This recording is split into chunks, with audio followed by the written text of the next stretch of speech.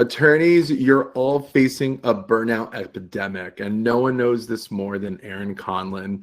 She's our guest today, and she's an executive coach and former attorney who knows firsthand the high pressure world her clients navigate. She has tons of years of experience in representing both individuals, Fortune 500 companies, etc. But now she helps high performers overcome burnout, building meaningful, successful lives, namely attorneys. And she blends powerful coaching with practical tools to help brilliant minds find clarity, joy, and sustainable success. She's going to be providing tons of wisdom, tons of insights on why right now attorneys are facing severe burnout, and which you may not realize you might be experiencing right now. So that being said, welcome to the program, Erin. Hi, I'm so happy to be here. Yeah, awesome. So tell us a little bit about a brief background on what took you from being a legal professional, being an attorney, and then kind of pivoting to this wellness niche within the legal community.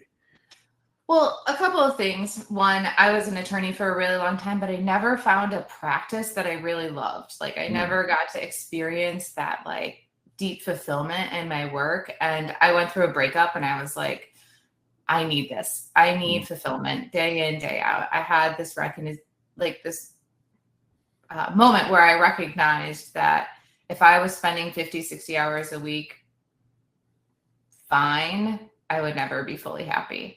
So I chose being a coach. I could have gone to be a therapist, but I really liked the forward-looking, action-oriented aspect of coaching. And so that's how I ended up where I am today. And with the coaching, like what is it that attorneys are reaching out to you? Like what are the main issues that they want to resolve?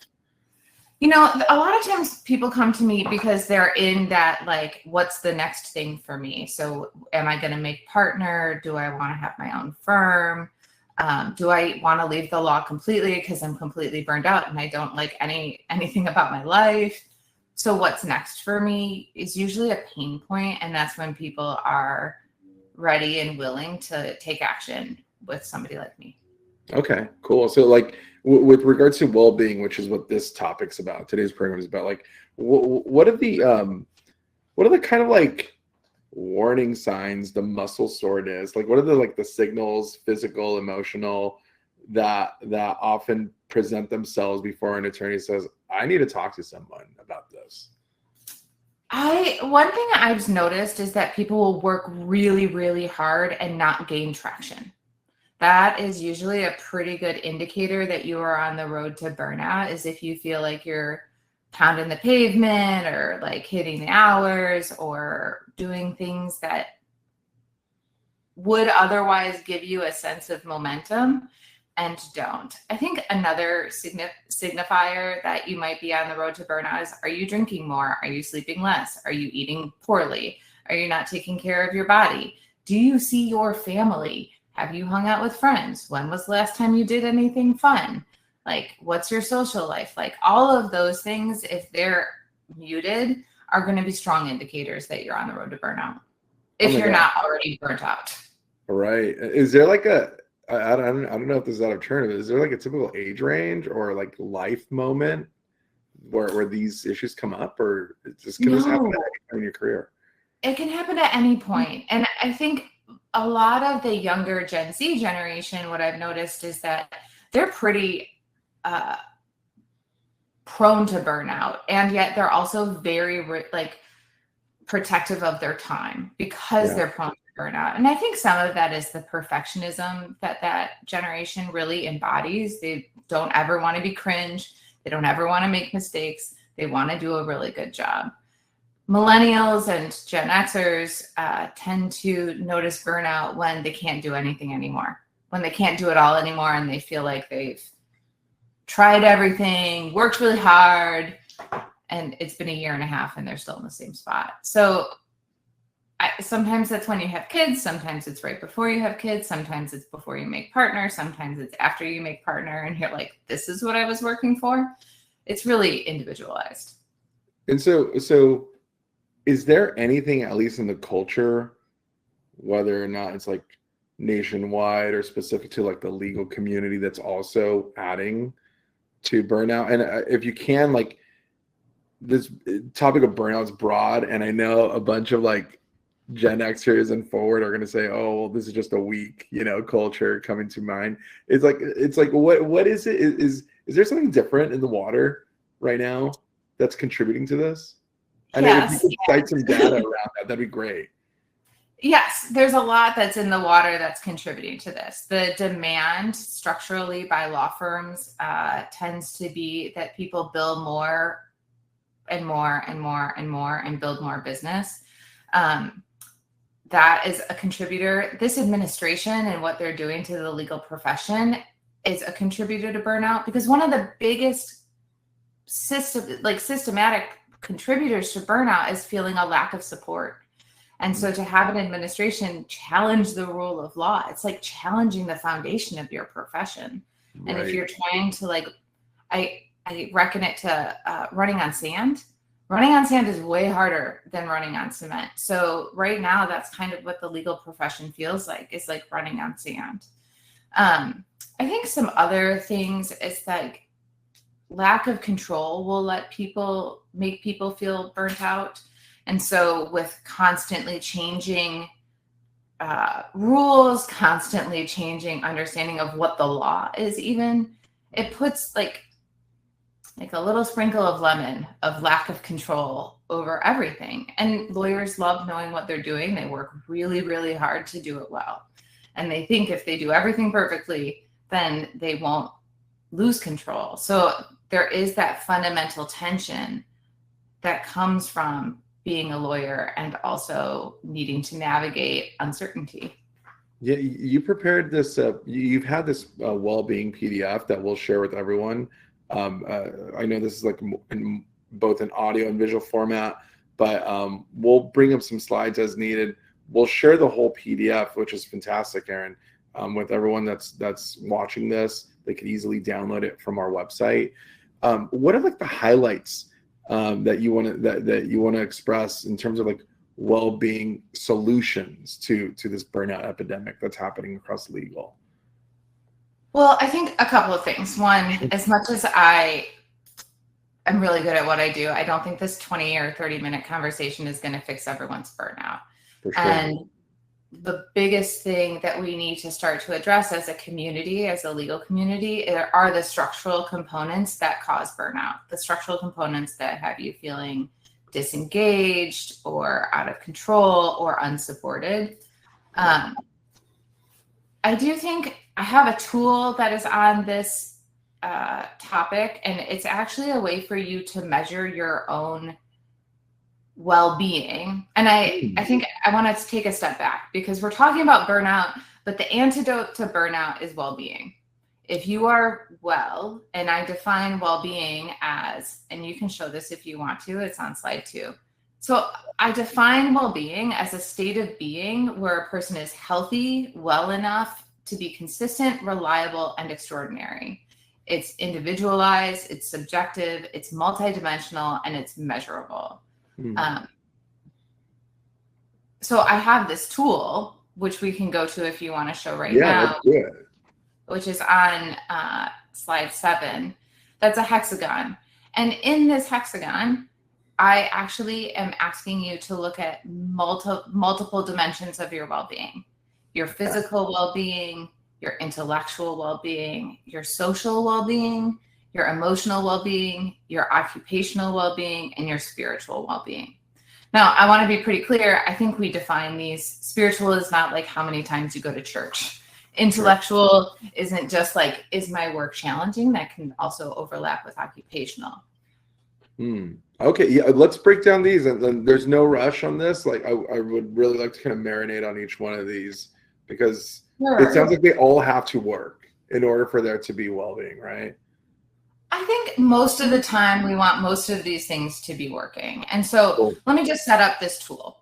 This tool is a way for you to see what's in and what's out. And because well-being is highly subjective, you have to be the one to measure it. But in this presentation, I give you like 3 different things for each subject that might help you understand where your well-being is good and where your well-being could use some work. So like solid physical well-being will be getting 7 to 8 hours of sleep at night, being satisfied with your level of physical activity, and being satisfied with the food that you're consuming. A lot of times when we talk about well-being, we think like, oh, if I'm just fit, or if I lose 30 pounds, or like that's how people relate to physical well-being. Yeah. I prefer a looser definition, which is like, are you okay in your body? Does your body support your life? Yeah, that's fantastic. And so, like, when someone is grading this, I know it's more like of a subjective kind of internal dialogue that one has with an attorney is going to figure out like where they fit. Is the idea here to figure out what the total score is out of 36, or am I over kind of looking that? I like to look at the actual picture that gets created. So if your physical is a 2, and your social is a 6, and your occupational is a 2, and your spiritual is a 2, you can kind of see how lopsided you are. You're spending a lot of time having fun with your friends, and what might you need in other areas of your life to expand that. I think solid well-being kind of looks like this. Really poor well-being looks like this. One could even argue the more it looks like a star, it might be like misaligned priorities, right? Exactly. And I think the other thing I want to point out is there are going to be times, like just times in life, where certain areas will ebb or flow, excuse me. Your physical well-being, if you've just had a baby, probably is not going to be what you want it to be. Yeah. And that doesn't mean you did anything wrong, but like it will give you an indicator of, oh, maybe I could find ways to invest more here and there. That's great. Let's pull that back up, JC, because would like to go through each one of these categories. So we got physical, and I love that takeaway. So anyone that's watching this can do this right now.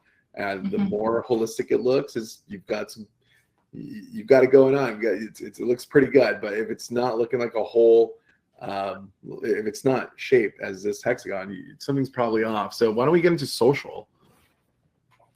Yeah, I think social well-being is really, a lot of times when you're younger, you think of it as friends, but social is your community or your environment.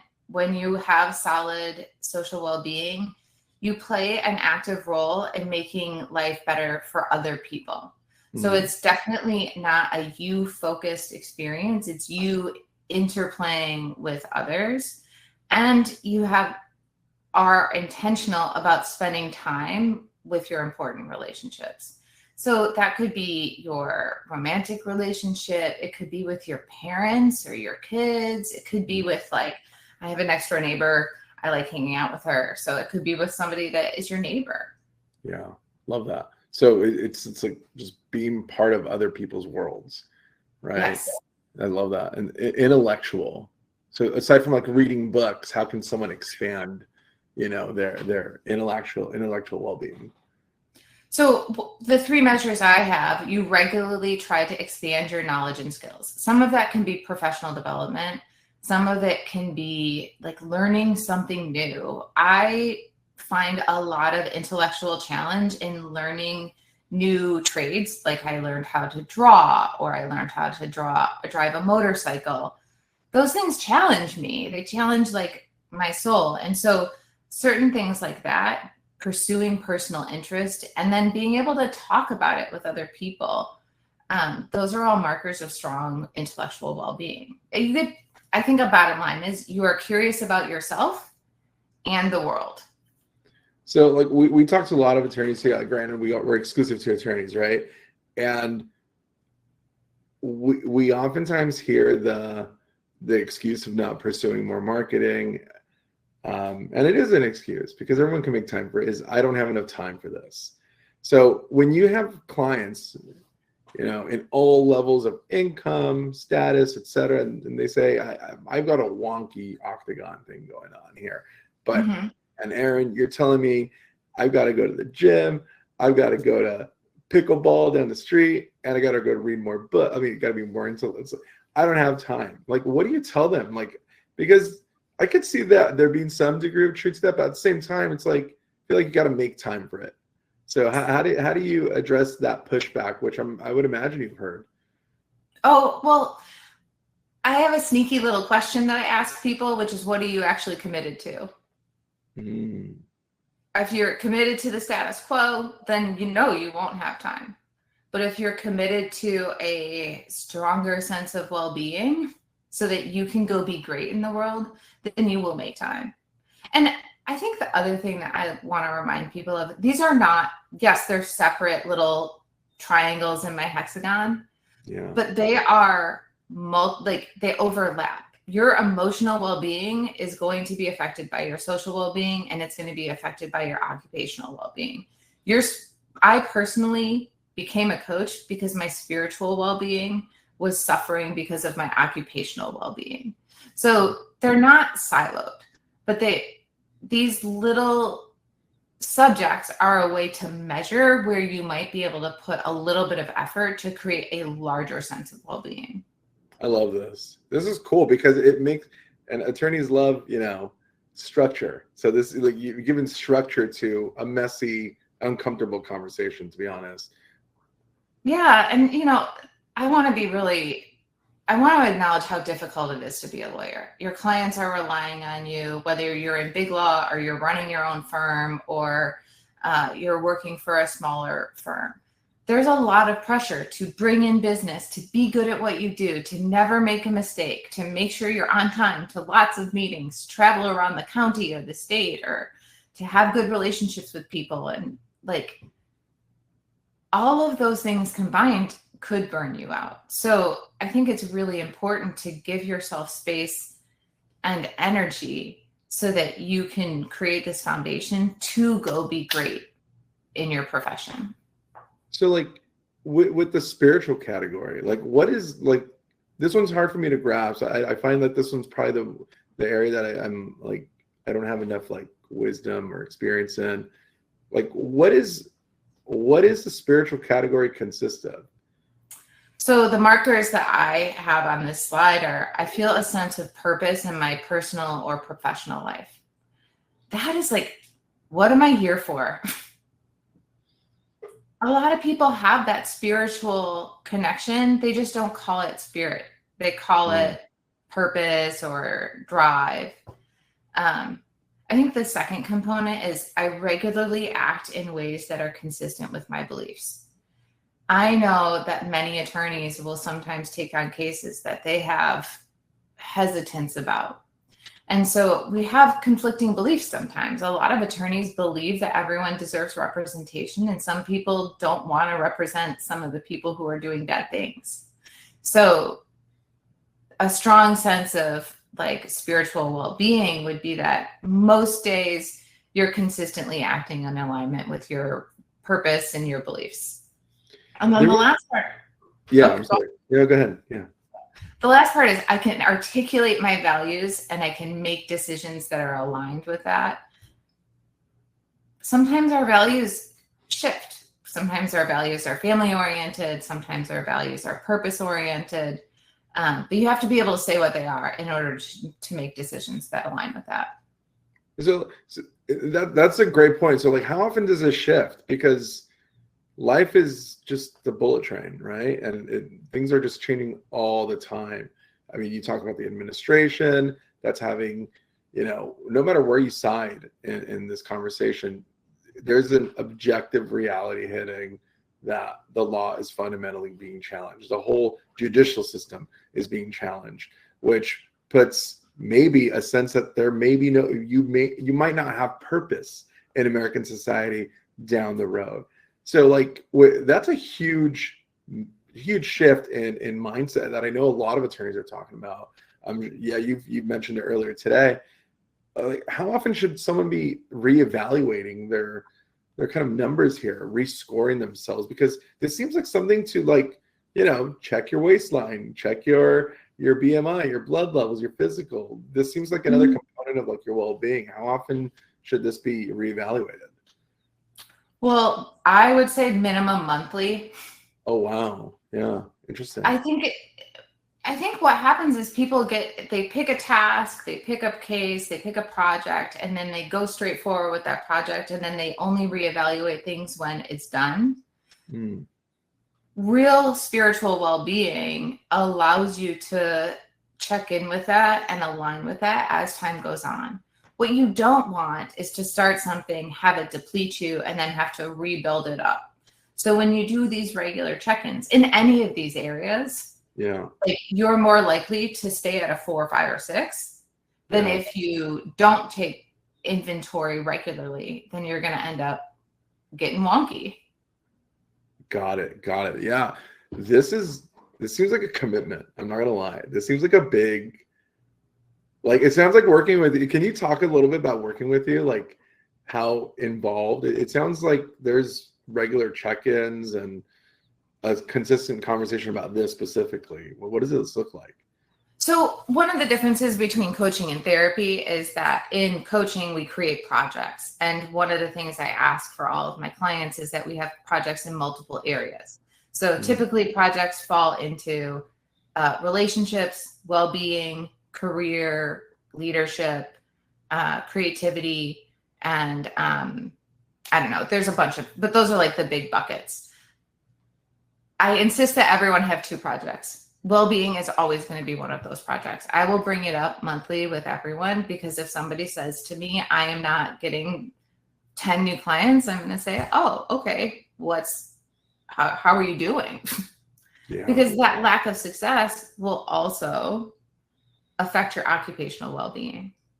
And so like all of these things are to create a foundation of greatness. And we can't, I don't know if I'm answering your question, but like my basic belief is that if you don't address your well-being regularly, you will not achieve your goals. No, that totally answers it. And so like when an attorney's working with you, what is like the cadence of conversation, of projects? Because at the same time, you know, there's jobs, there's 6 areas of life to manage. Then there's kind of the macro evaluation and management of all of it. So what does it look like working with you? So if you're working with me one-on-one, it is a 3 times a month minimum commitment, 10 months. So we meet the first 3 weeks of every month. You get the last week or 2 off, depending on how the calendar works out. And in between our sessions, that's where you do a lot of work. So if you bring a conversation to me about, let's just say I'm feeling burnt out, I'm going to ask you, okay, for the next 7 days, I want you to measure all of these things and let's come back and we'll talk about what you noticed. And so based upon what they noticed, then we start to build out that project. We create a larger vision, a 10-month vision of what it would look like for you to have well-being that is defined for you. Some people might say it's like I go kickboxing 4 times a week and whatever. I don't want to give a bunch of made up goals, but we'll check in on that. But what happens is with that career project, what you're going to notice is that when you put in the investment to one project, your other projects start to do better too. And having multiple projects actually allows you to create a stronger sense of resilience and discipline and see how some of those sneaky patterns, the like not enough time, shows up in every area. And then we challenge that deeper pattern. So if you have a deep not enough belief, we will challenge that not enough belief. I like it because it's just rooted in like the notion that you can manage what you measure, and you should be at it, you know, putting scores to all aspects of your life, not just your work. Or you can. Let me rephrase it. You should. I don't like shoulds because not everyone does well with being scored that way. But this is one way to check in and acknowledge where things are. Okay, cool. And going back to the rubric here, emotional is a category. It's effectively managing stress, expressing emotions, feeling generally positive about life. I guess this is where it can potentially get into like therapy territory, right? Can it? Yeah. And, the conversations that we have in coaching are similar to therapy in the subject matter, but the Mhm. how we talk about them is different. So in therapy, I feel positive about my life. If somebody says, I don't feel positive about my life, the Mm. therapist is going to ask, like, what might have happened in your past that causes you to feel this way. I'll ask something like, well, how would you know that you're Mm. feeling positive about your life? What would be some indicators of that? And it's not that I'd skip over the like what happened to you, but the focus is going to be, well, what do you want to do about it? Got it. And lastly, it seems like the thing that oftentimes opens the door to even working with you, it's the occupational side. So Mhm. if someone's not fulfilled in their job, they're feeling the burnout. You've mentioned some signals here. Um, what is the work that actually generally needs to be done on the occupational side to go from a 0 to a 6? Sometimes that work is changing careers. Wow. Sometimes it's a complete overhaul. Sometimes it's changing practices. If you're a lawyer, I've had a couple of clients change practices. Sometimes it's changing location. Um, Interesting. like maybe your firm is not a place that supports you. And because burnout is as systemic, like it's caused by systemic issues as much as it's caused by individual choices. Yeah. Sometimes you need to go to a place that actually supports well-being. And that's in part why the ABA is focusing on well-being, and NELP, the National Association of Legal Professionals, is focusing on well-being. And all of the bar associations, well, not all of them, but a lot of bar associations are now requiring, excuse me, well-being CLEs, because this attorney lack of well-being, this attorney burnout is pervasive. And I haven't met an attorney it hasn't hit at some point in their career.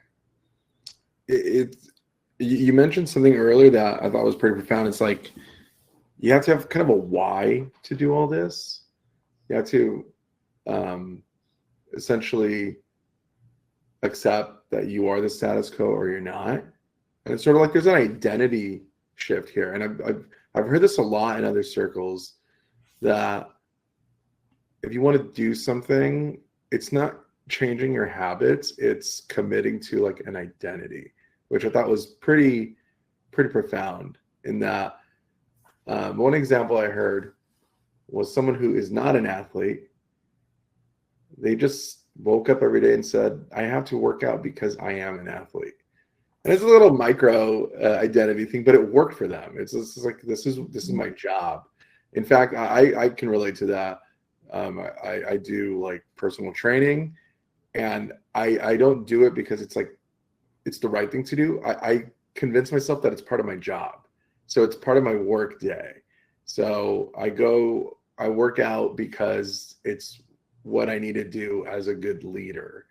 And so I try to like attach like identity to certain habits. I know that identities can be a provocative, influential way to like change these habits. But when it comes to looking at the whole octagon here, it sounds like before even coming to you, the attorneys have to have a sense of what they want or who they want to be more than anything else. Like they want something to change. Do you help guide them into that identity discussion, or do they oftentimes have that formed before calling you? Well, two things. Plug for me. If you go to my website, erinconlon.com, I have a free download called Getting Unstuck that helps you, if you want, start to outline projects that you would have before you start working with me. With that said, no, you do not have to know these things. You just have to be willing to do what it takes to make the changes in order to work with me. I will say that most people don't say yes just because they feel bad. They say yes and because they're ready to do the work. Working with me is a financial investment, but it's also a pretty big time and spiritual investment in yourself.